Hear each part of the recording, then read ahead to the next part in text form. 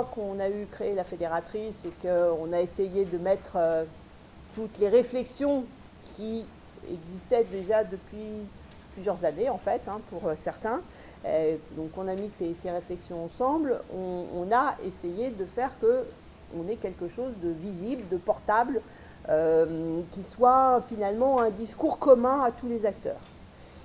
Ça, c'est ce qu'on a fait en septembre 2013, quand à EcoCity, la ministre a annoncé le nom déjà, en soi, c'était déjà un événement, le logo, et le concept qu'il y avait derrière. Ce qu'on fait donc depuis 6 mois, avec tous les partenaires dont je vous ai parlé, et avec un travail, disons, qui est de nature différente, un travail de présence, d'abord d'explication de ce que c'est, de ce qu'on essaye de faire, un travail dans les salons français, mais dans les salons beaucoup à l'étranger aussi, au Maroc, au Brésil, à droite et à gauche, d'essayer d'avoir soit un stand Vivapolis, soit que les entreprises Vivapolis portent le logo Vivapolis. Bon, après, on essaye de trouver les bonnes dispositions, sachant que j'ai oublié de vous le dire, bien sûr, nous n'avons pas un centime, donc tout ça, ça coûte pas cher pour le moment. En tout cas, quand ça coûte quelque chose, c'est parce que les membres l'ont fait, l'ont mis et l'ont financé.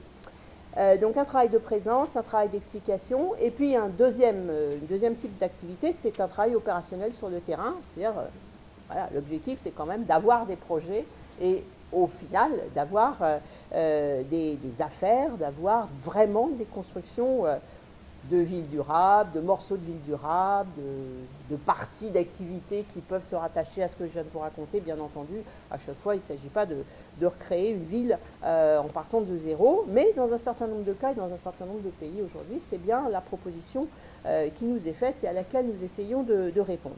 J'avais défini 4 pays prioritaires, le Maroc, la Chine, la Turquie et le Brésil. On a beaucoup de choses qui se passent en Chine pour des tas de raisons. Au Maroc, on a eu des idées, en tout cas, maintenant, il faut qu'on arrive à les exploiter. En Turquie, on a un FASEP sur Gaziantep et on essaye de se concentrer sur ce FASEP pour le rendre le plus efficace possible, mais on en profite pour parler globalement à la Turquie de nos sujets. Au Brésil, c'est un peu plus compliqué. On commence à regarder ce qu'on peut faire, mais c'est un sujet complexe. Mais ça ne veut pas dire qu'on ne travaille pas non plus. On l'a fait au MIPIM la semaine dernière sur ce qu'on pourrait faire en Russie, un peu compliqué, sur ce qu'on pourrait faire dans les Émirats. Voilà, on n'est pas limité forcément à ces 4 pays.